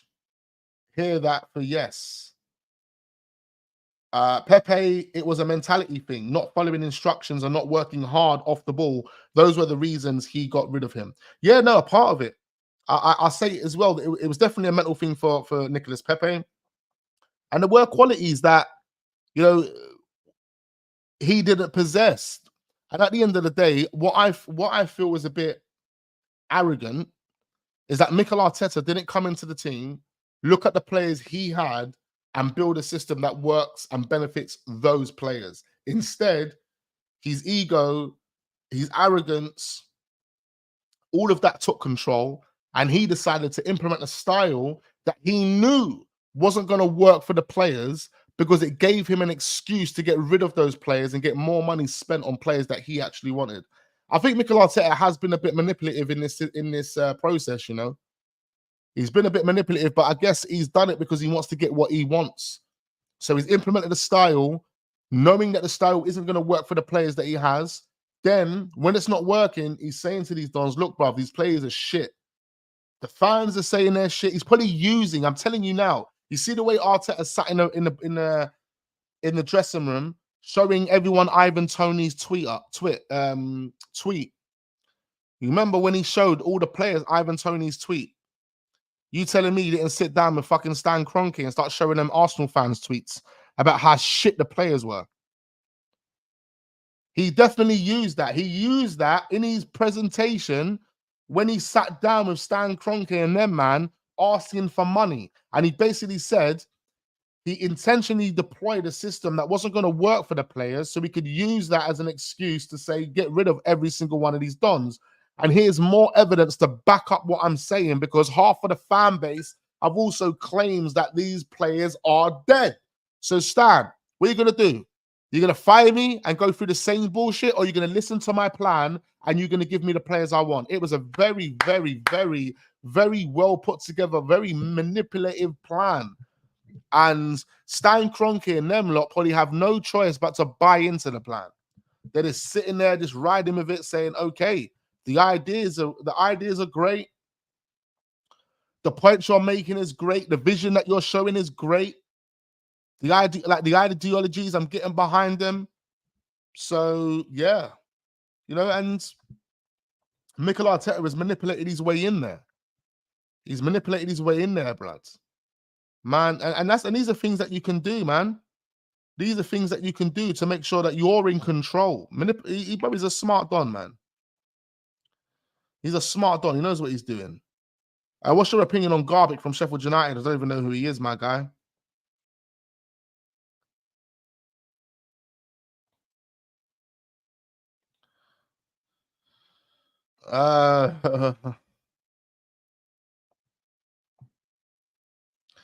Pepe is dead now, though. He only had one good season in his whole career. Let's be real. Yeah, no, I hear you, but remember, I was one of the first ones to tell you, man, that Pepe is a championship player. But if I'm sitting here telling you that Pepe is a championship player and Saka's no better than that, then what does that mean? You got to take me in. I'm trying to give you information. I'm trying to let you know what my feelings are without actually being so rude about it. You know, them way there. I like Saka, blood. I like Saka. And I think we could have seen a much better version of Nicolas Pepe as well. But yeah, you're right. Pepe has died out. And one of the reasons why a player would die out is because they was mentally affected, and there was no way back from that problem. Sometimes, we're all human at the end of the day, ladies and gentlemen, man. People suffer with depression, anxiety. It doesn't mean because this guy earns 100K a week or he's on 500K a week, he doesn't have anxiety problems. He doesn't have depression. He doesn't. Come on. We're all humans. So if my confidence or if my mentality has been affected in a way by decisions and actions that have been made by this manager over a 3-year period, that could dent me differently. That could ruin me. So the next club I go to, I'll never be the same person again. I'll never be that player that I could have been. Come on, we've seen it so many times. Dele Alli, so many people, man. So many people. Sometimes it could be an injury. It doesn't necessarily have to be the manager. It could be an injury that has led the player to a loss of mentality, and therefore they're never going to be the same player again. There's so many different things. Remember, we're all human, man. We're all human at the end of the day. So why didn't he coach Pepe? Willian was a better player. Listen, I don't know what Arteta's agenda was, man.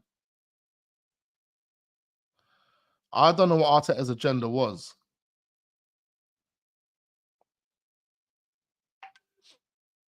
That's cap. Saka is Prem levels. Yeah, he's Prem levels, but Saka's an average player, bruv. Let's just be honest there now. I'm gonna say it as it is. If people want to call it, say it like, bruv, Saka is an average player. He's average. He's average. I heard someone say he's Victor Moses with GCSEs the other day. That is fucking bang on the money.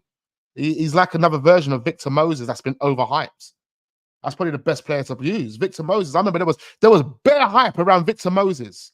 Bare hype around Victor Moses. What happened to Victor Moses? I remember I found Victor Moses on fucking Football Manager years ago, blood. He was playing as a striker. On the game, Victor Moses was bagging. He was 18 years old. I signed him from some championship team, blood. And he was bagging on the game. Bagging on the game. There was bare hype around Victor Moses. Bare hype. Now, big up Victor. He actually won himself a number of major honors, including the Serie A with Conte as well over at Inter Milan. But come on, blood. Was Victor Moses anyone special? Was Victor Moses anyone special? Let's be honest now, bloods. Let's be honest. So whoever said that, I don't know who said that, blood. Victor Moses with GCSEs, blood. I heard that the other day. I think someone said it in a group. Like, I'm no way, that's mad. It is what it is, man. It is what it is, man. Man goes ghost in the big games. He's not ready for the big games.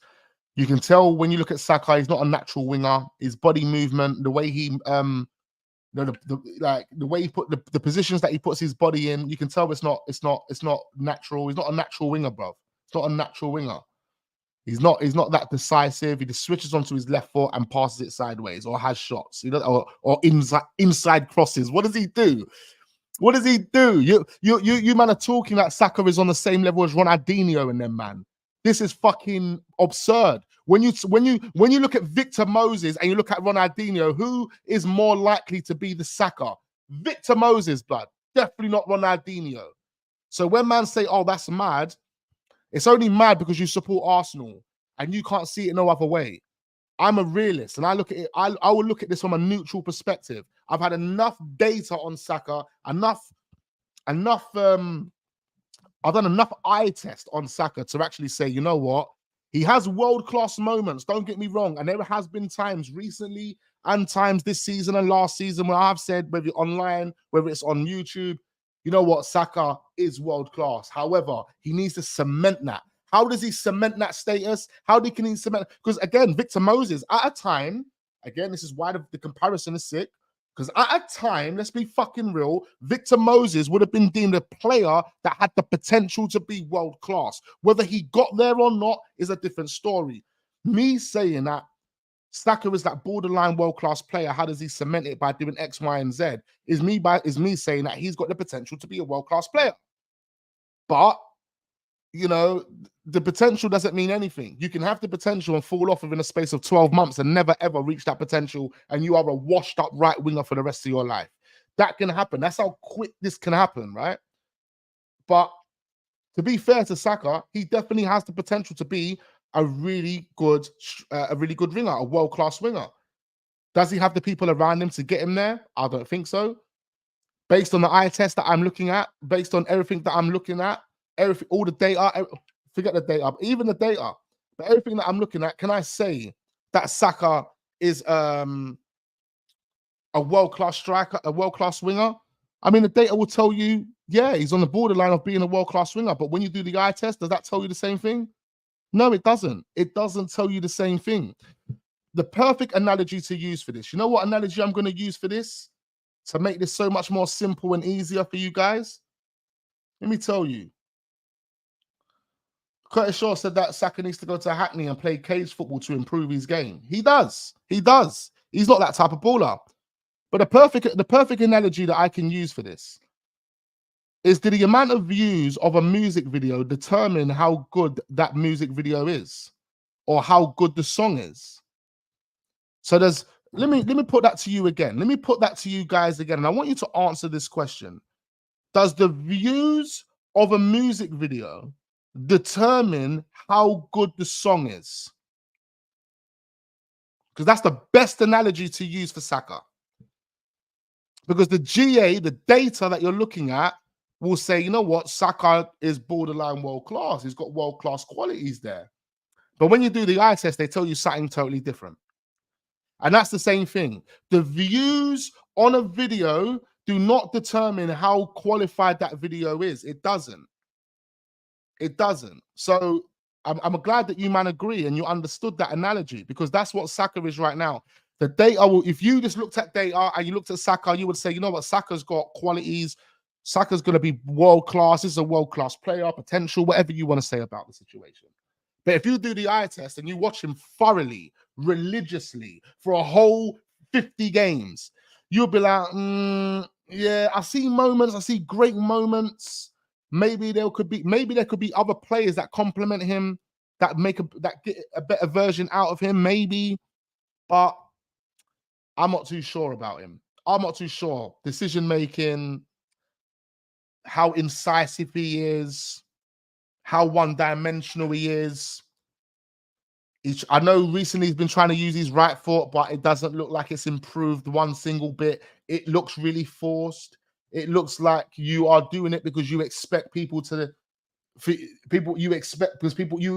feel like people expect you to do it, and people have been telling you to do it. So it's like, all right, cool, I'll start doing it, but I'm not really working on it. I'm just doing it for the sake of doing it because it doesn't really look good, bruv. Only one goal this season he bagged with his right foot, which was a beautiful goal, right in the top bins of the net, and I cheered that goal definitely.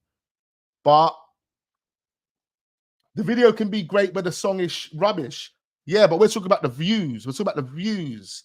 Like, because you can have a video, you can have a song online that's got 200 million views. But because that song's got 200 million views, does that mean it's a good song?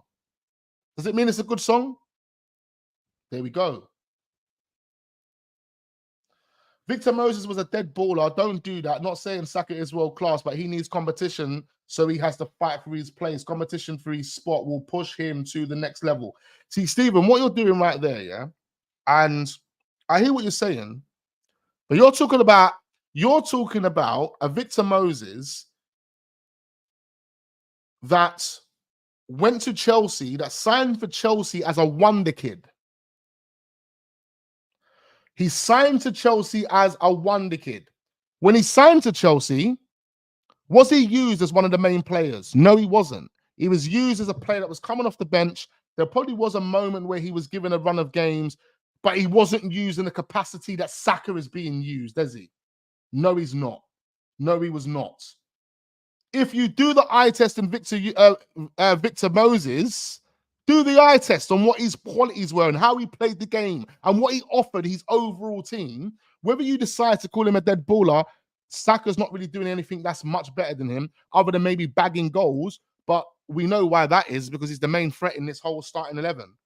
And we've made it. We've made sure that it's designed for him to be the main threat in this starting 11. It was never designed for Victor Moses to be the main threat. Victor, come on, man. Victor Moses. What happened to Victor Moses? You see what happened to? I'll tell you something that will probably happen with Saka, right? That probably would have happened with Saka if a different manager would have come in instead of him being manufactured into this right winger. The same thing that happened with Victor Moses, where he got put as a wing back, probably would have been the same thing with Saka. He would have been kept as a wing back. Managers would have come in and kept him as a wing back. If Mikel Arteta gets sacked, I think the next manager that comes in would want to deploy him as a wing back. I honestly think that if another manager came in after Mikel Arteta and identified the qualities that Saka has, I honestly think that that manager's going to say, you know what, Saka, I know you've made this right wing position your own, but I've got a great identity for you, and I'm going to play you as a wing back. The same way they done that to Victor Moses. Because Victor Moses used to be a number 10. Victor Moses used to be a striker. Victor Moses, they got moved to a winger. Then Victor Moses got moved to a right wing back. So, yeah, man. What position do you think Arsene Wenger would have played Saka in? Left wing back. You would have played him as a left wing back. I know he would have. You would have played him as a left wing back. Because Saka, I honestly think Saka offers you so much more from a left wing back. Saka gets to the 18-yard box and he doesn't know what to do.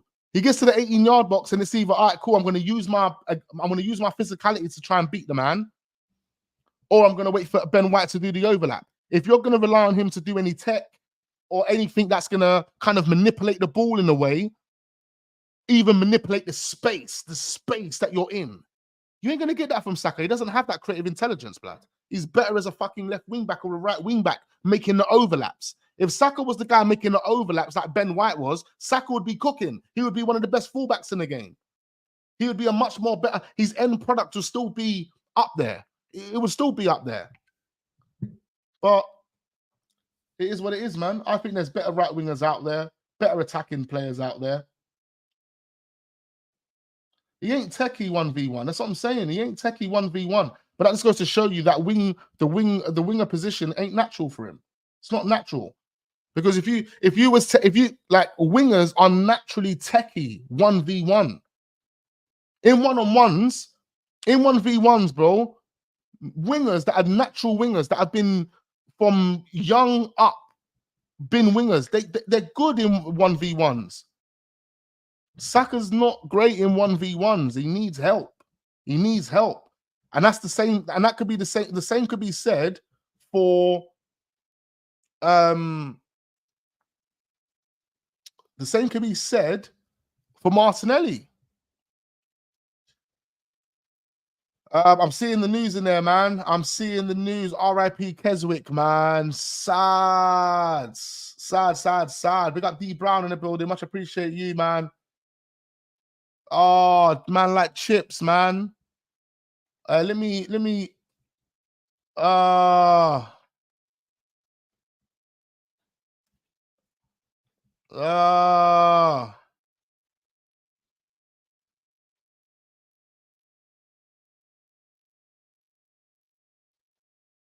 RIP to him, man. RIP to him. We'll have him on the screen for the rest of this stream. I'm only going for 5 more minutes. I can't believe I've nearly done 2 hours, man. Mad thing.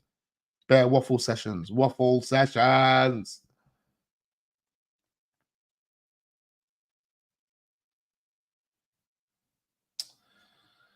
Oh, man. Come on, Wax. Ronaldinho wasn't playing with Havertz and Jesus. Plus, the whole team disappears in big games. A player sometimes reflects his team, but ESR on the left is what we need, not Martinelli. Listen, I hear you, legends, but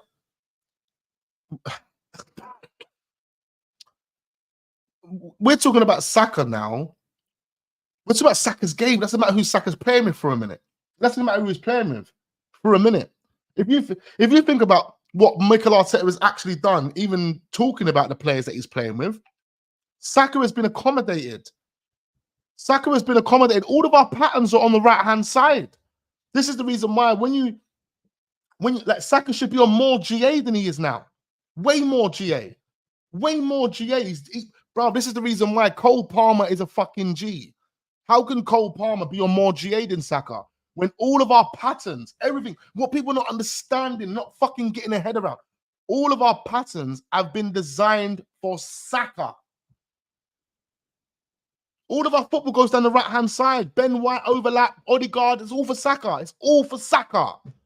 He should be on way more GA. If you've done that for a Ronaldinho, blood, even in this current state of a team, which isn't even a bad team, Ronaldinho's cooking 30, 40 goals, bro. Fuck, it's come on, man. I'm fed up with saying it. Saka is a good player. He's a good player. That's what I give him. I give him a good player. He's not a world class. He's not elite. That's it. That's it, man. That's what we got to say. That's what we got to say. And we'll see over the next 2 years where Saka is. You know, does he improve? Does he really improve? Does he offer a team more than what he has been offering a team? Does he? That's it. That's it. That's all we can say, man. That's all we can say. Like Rodrigo is world class. Like when you see what Rodrigo was doing the other day in the Champions League against Man City, blood. Against Man City, that's when you know you're a don. Saka's not turning up again. But he's not turning up, man. He's not turning up. Scored a beautiful goal against Bayern Munich the other day. Don't get it twisted. I love that goal. The technique in that shot was on point. But you're not seeing that. You're not seeing what Rodrigo and them man do for their teams. What Wirtz? You see what Wirtz done? Scored a hat-trick on the other day. When you see what these young players are doing, when you see what Xavi Simons does for his team, when you see what Jude Bellingham's doing at Real Madrid, when you see what they're doing for their teams, regardless of who they've got around them, and regardless of the form and what the other players are offering, what they are single-handedly offering and doing for their teams, Saka does not compare quality-wise. I just don't think, I don't see it. I don't see it. I don't see it, man. I seriously don't see it. I look at Xavi Simons, I look at Jude Bellingham, I look at Phil Foden, I look at those players there, Camavinga. I look at all of those players that are in the same age category, even younger. And I'm like, you've got so much class on and off the ball. It's not about one moment of you scoring a goal or one moment of you putting a cross into a box for someone to header it and you get the assist. It's not about those little moments. It's about the entirety of the game and what you are doing in that 90 minutes. Everything you are doing in that 90 minutes for your team and for yourself, bro. And those players right there, the ones that we mentioned, they're in a different level, blood. That's it.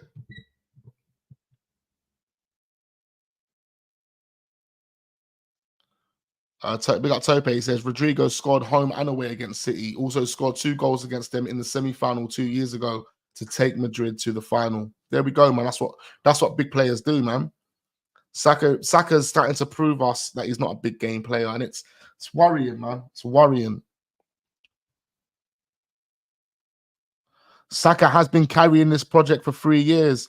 Yeah, no, I hear it, Nick. I fully hear it. Listen, I'm not against Saka. For anyone that thinks I'm against Saka, I'm not against him whatsoever. But I have to give you the realness of this. Saka has been carrying this project for 3 years. You're right. Like I said, Saka's been manufactured, PR'd into this, and he's been forced, dashed on the right-hand side. Saka, we want you to be the new guy. A lot of pressure. And I think Saka's dealt with it well. I'll say this to you guys. One thing I give credit to Saka for is the fact that you come and made this right wing position your own. You didn't complain. You didn't do an Ainsley Maitland-Niles and say, "Oh, I want to be a central midfielder." You know, you didn't do none of that. Saka was told, "You're going to be playing as a right winger," and he said, "Okay, I'm going to make it my own." He made it his own to the point where he is now in the conversation as one of the best right wingers in the world. And of course, Arsenal for us have kind of PR'd it. They've forced us into this Saka thing, but Saka has done his thing. He's done his thing. He has done his thing to make it his own, and I have to give him credit for that. But if we are to be realistic and look at Saka in comparison to the other attacking players at his age, bro, he doesn't actually get into the conversation, in my opinion. He doesn't get into it, you know, based on his overall quality. But everyone, each to their own, everyone has their own opinions, man. Everyone has their own opinions. It's been a pleasure, though, man. It's been a pleasure. The sun's starting to come out, so I think I'm just going to build up a Cali pack and go and sit on the balcony, eat some food and that. Got my barber's appointment in the morning. Need to go and sort out the haircut and that. Cut down my beard because it ain't grand the way I need it to grow. Sad times, man. Sad times. Sane would be a good replacement with Saka as a backup. See, that's what would make sense to me, you know. Saka being the player that comes off the bench. Saka being the player that learning, developing from an older, more experienced player. We've done it the other way around. We decided to give an inexperienced player in Saka. We decided to chuck him in the deep end without no armbands on. He had no floats on. We just chucked him straight in the deep end. We've got 4 more likes to 100, man. We should have been at 100 a long time ago, ladies and gentlemen. Please hit that like button. Get us to 100. But that's what should have been happening. These young players needed to be learning from older, maturer players, man. And we decided just to chuck them in the deep end with no armbands on. And we told them, yeah, go on, swim. You'll be all right. You'll learn how to not drown. You know what I mean? It's crazy. It's literally crazy. And this is the reason why, you know, unfortunately for Saka and Martinelli, the players like Phil Foden, Jude Bellingham, they're going to get better and better and they're going to leave them behind. Why? Because they're being mentored by experienced people and they've got influential people around them that are going to keep them developing and growing and being the best they can be. Now, I'm not saying that we don't have that at Arsenal, but I wouldn't say it's as influential as it would be at Real Madrid or at Man City. So on that basis, you're looking at Phil Foden, you're looking at Jude Bellingham. These are players that are going to reach a level that Saka might not reach. Saka might be one of the names in the conversation, but I mean, who can we say, like, this could be the perfect thing? Like, Saka could be Wiltord. Phil Foden becomes Henry, like in England. Do you know, like, do you understand? Like, Saka's Wiltord and Phil Foden's Henry. Who would you rather be, Henry or Wiltord, blood? Let's be honest now.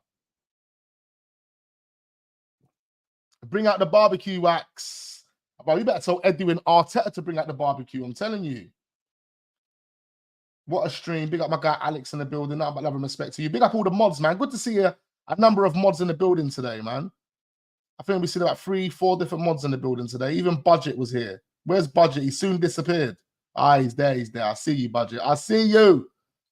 Wax, do you think Arteta can beat Pep to the title? If the answer is no, then by that logic, he should be sacked. If the answer is yes, how? He has spent over 70 million and has now not reached the final in 4 years. Very good question, Budget. And this will be the last question that I will answer, ladies and gentlemen. Make sure we are hitting the like button, all of that type of stuff. We appreciate you, man. Okay, I can see that we've hit that 100 like mark. Good, it's good to see. Let's get over 100 likes now. Where's Budget's comment gone? Did you see 50's pen for Leon the other night? Yeah, blood. Bad, won in the game, innit? Ainsley met the Niles, fam. And then you got flipping Pierre-Emerick Aubameyang, semi-finals, Europa League. Looks like Marseille could win the Europa League or the Europa Conference League, one of the two. But to answer Budget's question, look, if we don't win the title this season, if we don't win a trophy this season, my expectations are not met. And therefore, I expect the manager to be fired. I expect a new manager to be brought in. Am I going to get that wish? Probably not. Is that expectation going to be achieved? Winning the title? Probably not. So, I don't know. I think we've got the team right now. I swear to you, I know there's holes and there's positions that Arsenal need to fill. I know this. We need a striker. We need players to come in and give Saka a run for his money. We need a new centre-back to come in and give. We know all of this.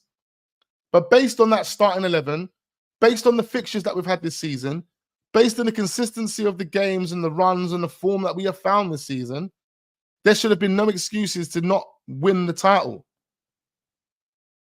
So even though people will say, oh, but Wax, we wasn't expected, it wasn't like, it's kind of like over, it doesn't matter. We're talking about the reality. The reality of the matter is that we beat Liverpool. We took points from Liverpool and Man City. We raved about that. We played great football this season. We scored more goals in a space of 5 games than we've ever scored before.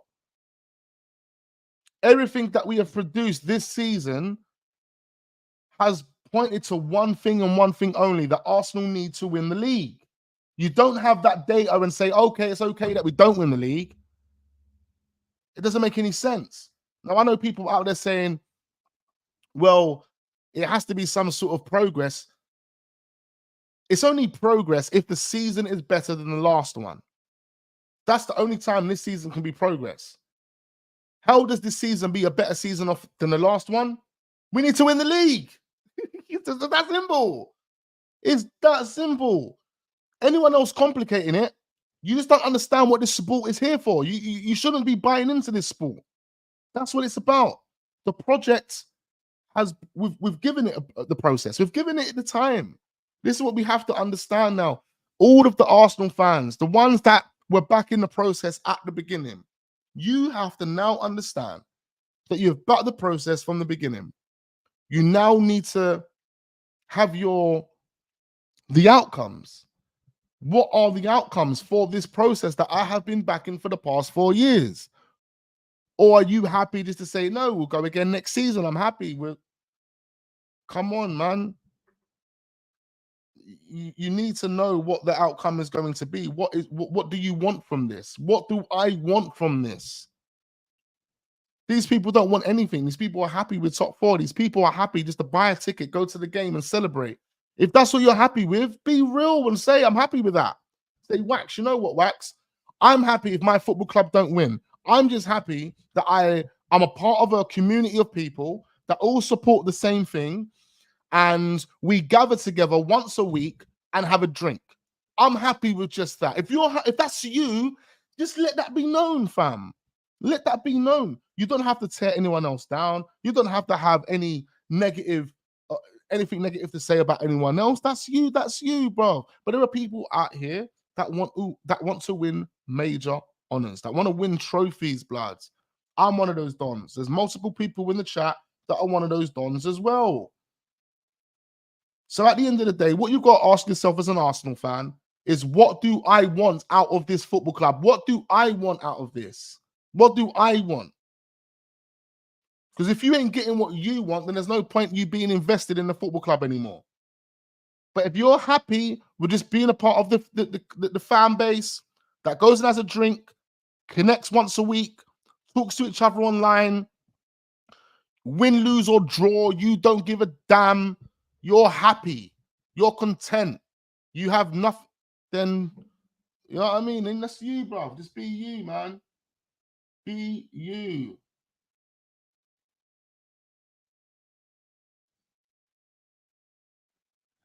Yeah, man. Come on, Freddie. Big up my guy, Freddie. Big up Adam. He says, Arteta has proved to be a better manager than I first anticipated. However, he still isn't at the level to manage Arsenal FC. If you don't meet targets, you shouldn't keep your job.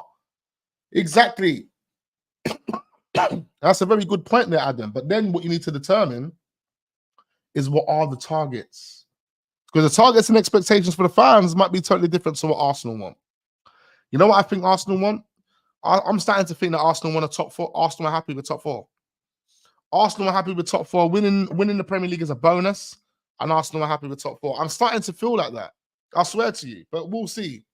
We'll see. We'll see how ruthless KSC are going to be. We'll see how ruthless that KSC are going to be, blood. Anyway, guys, that's been my stream done for the Friday. Lovely 2-hour stream. You guys, man. Spoiling you guys, isn't it? We will be back, of course. Tomorrow, I'm going to be busy. I'll try and stream during the afternoon. What am I talking about? Tomorrow's Saturday. Yes, a vlog tomorrow. Vlog. How can I not even know that I'm doing a vlog like in a part of the schedule? Tomorrow, I am busy tomorrow, so do expect a bit more content in the vlog. A bit of shopping, haircut, all of that. So yeah, I'm gonna be creating a vlog for the Arsenal and Wolves game. And I probably will release it on the Sunday morning. Because I'm hoping to get better views on it, man. I've only got just over 600 views on the last one, which is really disappointing. If you haven't seen the vlog, go and check it out.